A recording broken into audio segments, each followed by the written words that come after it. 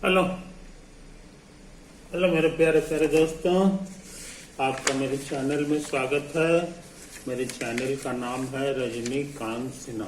ये यूट्यूब का चैनल है ना। हमारी सहूलियत के लिए हम बता दें, ये चैनल का नाम है ना।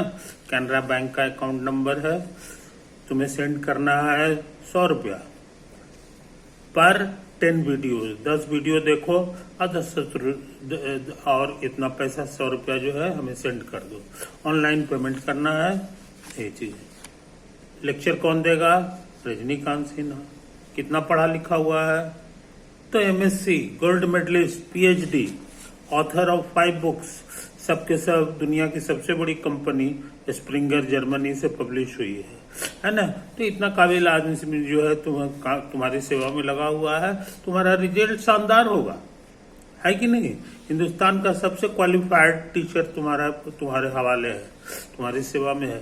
मेरा ईमेल एड्रेस यही है, मोबाइल नंबर ये है। मैं क्या पढ़ाऊंगा? IIT JEE एडवांस लेवल तक का फिजिक्स, केमिस्ट्री, मैथमेटिक्स और पास्ट ईयर क्वेश्चंस, है कि नहीं। इतना में तुम लोहा हो जाएगा, तुम्हारी सफलता की गारंटी हो जाएगी। यही चीज है। तो इतना बढ़िया मौका है यार, है ना। तुम अपना पैसा सेंड करने में कटौती मत करना। हम इसके लिए कोई पूछताछ हम नहीं करेंगे। ये चीज समझ लो, तुम्हारा फर्ज है तो इसको भेज देना। ये छोटी सी अमाउंट है, बहुत छोटी सी अमाउंट है कि नहीं। ये चीज है। एक वीडियो का 10 रुपया पड़ रहा है, इससे संस्था क्या होगा दुनिया में, है ना। तो तुम्हें लाख रुपए का नॉलेज मिलने जा रहा है। ये चीजें पैसा बचाओगे तो तुम बहुत बड़े घाटा में रहोगे, है कि नहीं। कितना बड़ा घाटा होगा ये मेरे बताने की चीज नहीं। जिंदगी भर पछताओगे, क्योंकि इस समय लौट के तो आएगा नहीं। ओवर।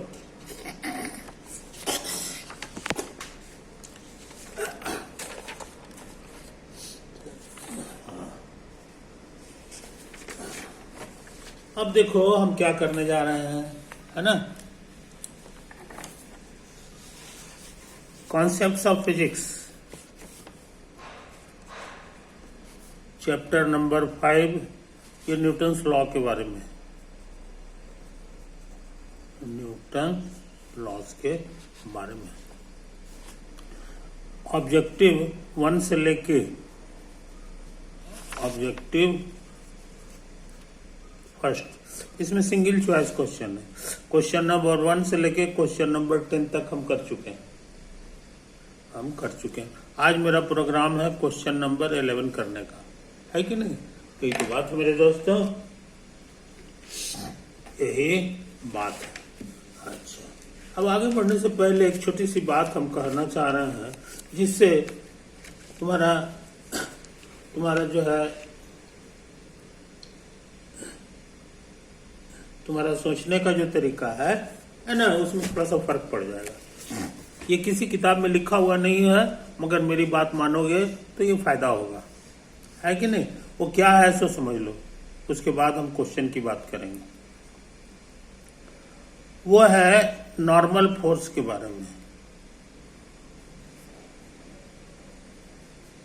है कि नहीं। ये चीज है, जैसे ये जमीन है, इस पर कोई सामान रखा हुआ है, इस पे कोई सामान रखा हुआ है। ये चीज, इसका मास कुछ m है, मास इसका m है। तो इस पे कितने फोर्स लगे हुए हैं सो समझ लो। ये थोड़ा सा फर्क कर दिए हैं ताकि तुमको दिखाई दे, हालांकि फर्क रहता नहीं है, सब सटा हुआ है, समझे। कोई गैप नहीं है, इसी पर रखा हुआ है। ये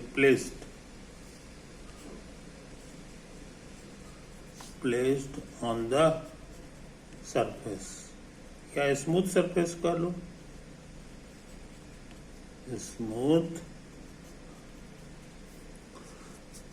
तो इस पे फोर्स जो है वो कौन कौन लगा रहा है सो समझ लो। सिर्फ धरती माता का फोटो हम बना रहे हैं, इसमें भी मास रहता है, इसमें भी मास है कि नहीं। तो दोनों मास एक दूसरे को खींचता है।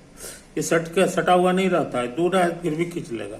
तो ये किधर खींचता है? तो ये इधर खींचता है। कितना ताकत से खींचता है, तो m इंटू जी होता है 9.8। ये किसने लगाया? तो ड्यू टू अर्थ ग्रेविटी, यहाँ ग्रेविटी का काम कर रहा है, अर्थ ग्रेविटी। इससे सटा हुआ क्या चीज है? इससे सटा हुआ ये वाला फर्श, ये फिक्स्ड फ्लोर है कि नहीं? ये चीज समझ लो। तो ये भी फोर्स लगाएगा, किधर लगाएगा? ये किधर लगाएगा सो समझ लो। तो ये जो लगाता है ये बॉडी को बाहर की ओर ढकेलेगा, है कि नहीं? तो बाहर की ओर ढकेलने का डायरेक्शन क्या होगा? तो वो इधर भी हो सकता है, इधर हो सकता है, इधर हो सकता है, इधर हो सकता है। मगर यहाँ एक खास बात लिख दिया है, स्मूथ, इसीलिए न इधर होगा न इधर होगा, एकदम बीच से ऊपर की ओर होगा, बीच से ऊपर की ओर होगा। ये तो आया, इसी का नाम है नॉर्मल फोर्स। एन से रिप्रेजेंट करते हैं, कॉल्ड नॉर्मल फोर्स। आई बात समझ में? तो नॉर्मल फोर्स जो है, इसी बहाने तुम जान गए, इसी बहाने तुम जान गए, है कि नहीं? ये समझो। तो ये है तो डायरेक्शन एक दूसरे का अपोजिट है ना? वर्टिकल डायरेक्शन इसलिए जी हमारा इधर लग रहा है, तो एन भी हमारा उसी डायरेक्शन में होगा, लेकिन ये जो है ना अपोजिट डायरेक्शन में रहता है, इसी के ठीक उल्टा डायरेक्शन में रहता है। कोई दिक्कत? कारण कि ये स्मूथ सरफेस है, ये स्मूथ सरफेस नहीं रहता तो टेढ़ा भी लग सकता था। ये चीज समझ लो। अच्छा, अब सुनो, तो और कोई फोर्स नहीं लग रहा है कि नहीं? ये चीज समझ लो। अच्छा, अब तुम सोच सकते हो कि हो सकता है ये दोनों डिफरेंट हो, ये जो है ज्यादा हो, आई कम हो, तो ऐसा फोटो हो सकता है। या mg तुम्हारा ज्यादा हो, n तुम्हारा n जो है थोड़ा छोटा हो, ऐसा हो सकता है।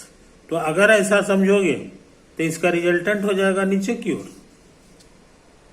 ये दोनों को जब जोड़ जाड़ करेंगे तो थोड़ा सा इधर की ओर आ जाएगा फोर्स, नीचे की ओर। और तुमको पता है कि जिधर फोर्स लगता है उधर वस्तु बढ़ता है, एक्सेलरेट हो जाता है। और यहाँ पे जमीन है, तो जमीन को तोड़ के ही अंदर घुस जाएगा। कब? जब ऐसा केस होगा। जमीन, अब तुम देख रहे हो कि ऐसे तोड़ के नहीं निकल रहा है, ये इशारा कर दिया कि यहाँ पे ऐसा स्थिति नहीं है। अच्छा, अब कहोगे कि हो सकता है ऐसा हो, ऐसा होगा तो नेट फोर्स जो होगा दोनों को जोड़ेंगे तो इधर तुमको ज्यादा हो जाएगा, ऊपर की ओर हो जाएगा। तो इसी हालत में ये जो है ना जमीन में तो नहीं धंसेगा, ये आसमान में उड़ने लगेगा। जमीन छोड़, जहां टच कर रहा है, टच करने के बजाय छोड़ के बाहर भाग जाएगा। लेकिन तुम देख रहे हो कि नहीं, टच लगातार कर रहा है। ये इशारा कर रहा है कि n बराबर mg होगा, तभी एक दूसरे को कैंसिल कर देगा, ये होगा। आई बात समझ में? इसलिए यही सही है। हम क्या कहना चाह रहे हैं सो समझ लो। तो सही फोटो कैसा हो गया? सही फोटो हो गया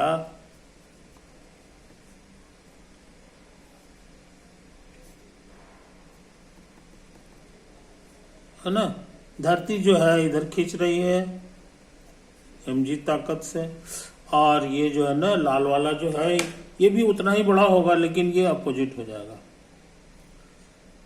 ये अपोजिट होगा, है कि नहीं? ये है, ये दोनों बराबर है, दे आर इक्वल। समझे कि नहीं इस फोटो में? अच्छा, अब हम धरती का फोटो बना रहे हैं। यही मेरा धरती है, अर्थ। हम क्या कहने जा रहे हैं सो समझ लो। कल्पना करो कि ये धरती जो है और छोटा हो जाए, खूब छोटा हो जाए, तब कैसा फोटो होगा? तब तुम्हारा जो फोटो होगा जी, ये ब्लॉक हो गया। तो जाहिर है कि ये छोटा होगा, तो ये जो फोर्स है, धरती जो फोर्स लगा रही है वो भी छोटा हो जाएगा, ये भी छोटा हो जाएगा, है कि नहीं? तो ये तुम्हारा छोटा होकर के इतना बड़ा हो गया, है कि नहीं? तो ये छोटा हो गया तो फिर इसको बैलेंस कर देना है, तो एन भी हमारा छोटा हो जाएगा, एन भी हमारा छोटा होगा। आई बात समझ में? इतना ही बड़ा एन होगा, क्योंकि इसको बैलेंस कर देना है। और ये आपका एम जी है कि नहीं? बशर्ते कि धरती हमारा छोटा हो जाए, इतना बड़ा धरती हो जाए, यही हमारा अर्थ हो गया। तो ये जो है ना तुम्हारा जो है जी बहुत छोटा हो जाएगा और इसी हालत में हो जाएगा। तो ये क्या हाल है? यहाँ पे तमाशा जो हो रहा है वो आजकल एक एटीएम मशीन आता है, एटीएम से पैसा निकालते होगे, है कि नहीं? तो उसमें जो है जो तमाशा होता है वही हाल यहाँ होता है। पहले ये तैयार नहीं होता है, पहले ये तैयार होता है, इसके अनुसार में जितना अकाउंट में पैसा रहेगा उसी के अनुसार पैसा निकलेगा, है कि नहीं? ये आउटपुट है और ये इनपुट है। तो पहले आउटपुट तैयार नहीं होता है, पहले पैसा नहीं निकलता और बाद में जो है तुम्हारा कार्ड रीड करेगा, ऐसा नहीं होता। पहले कार्ड को बढ़िया से रीड कर लेगा, उसमें देखेगा कि पैसा उसा है कि नहीं है, तो उसी के अनुसार तुमको पैसा दे देगा, जितना मांगोगे उस हिसाब से दे देगा, है कि नहीं? यही चीज है, इसीलिए ये एटीएम मशीन की तरह काम करता है। हाँ, आप पैसा ही नहीं है, मान लो किसी कारण से ये एमजी पूरी तरह गायब हो गया, तो ये भी गायब हो जाएगा, कहेगा हम भी पैसा उसा नहीं देंगे तुमको, समझे? ये चीज, इसलिए पहले ये नहीं है, ये बाद में है, फर्स्ट, और ये नेक्स्ट में जवाब आता है, समझे कि नहीं? ये जो है काम का चीज है, ये किसी किताब में लिखा हुआ नहीं है, ये चीज समझ लो, है कि नहीं? लेकिन इससे संबंधित क्वेश्चंस जो है आजकल आ रहे हैं, इसलिए अच्छे लड़कों को ये चीज को याद रखना चाहिए, कभी भी एन का वैल्यू नहीं लिख देना है। पहले देख लो कि कितना ताकत से खींच रहा है, उसी के अनुसार ये पैदा होता है ना? यही तो है मेरे दोस्तों। तो काफी चीज हम कर चुके हैं, काफी चीज कर चुके हैं, ये चीज समझ लो। अच्छा, अब जो है टाइम ज्यादा हो गया, ऐसा करते हैं, इसको यहीं पे दी एंड कर देते हैं, ओवर।